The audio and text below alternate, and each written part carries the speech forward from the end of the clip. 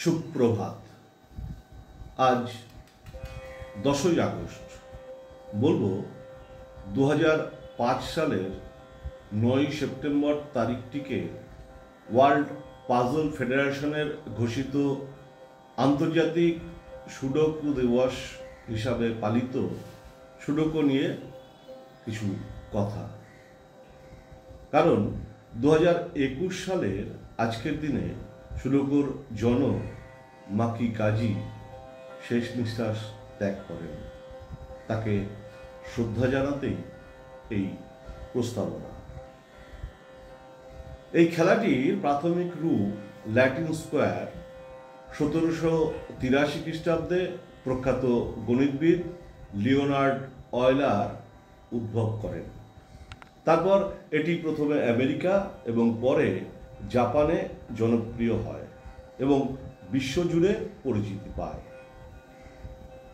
1979 খ্রিস্টাব্দে খেলাটি আমেরিকার ডেল ম্যাগাজিনে নাম্বার প্লেস পাজল নামে প্রকাশিত হয়।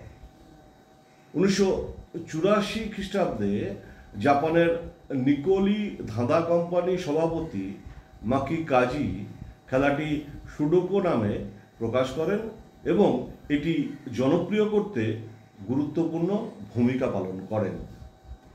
কিন্তু এই ছোট্ট খেলাটি নিয়ে এত কিছু বলছি কেন এবং আপনাদের মূল্যবান সময় বা নষ্ট করছি কেন? কারণ 81টি ঘরে 1 থেকে 9 সংখ্যা 9 বার সঠিক জায়গায় প্রতিস্থাপন করার এই খেলাটি আমাদের মস্তিষ্কের কার্যকারিতা বৃদ্ধিতে উল্লেখযোগ্য ভূমিকা পালন করে। খেলাটি স্মৃতি ও মননশীলতার উন্নতি সাধন করে। মানসিক চাপ কমাতে সুডোকু বিশেষভাবে কার্যকারী। একাগ্রতা বৃদ্ধি, কোনো বিষয়ে মনোনিবেশ, ধৈর্যের বিকাশ এবং সৃজনশীলতা বৃদ্ধিতে সুডোকু অনস্বীকার্য সহায়ক।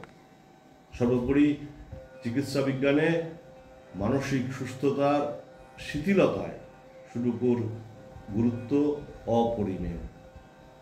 আজকের উপস্থাপনা আপনাদের কোনোভাবে সাহায্য করতে পারলে অনুগ্রহ করে জানাবেন।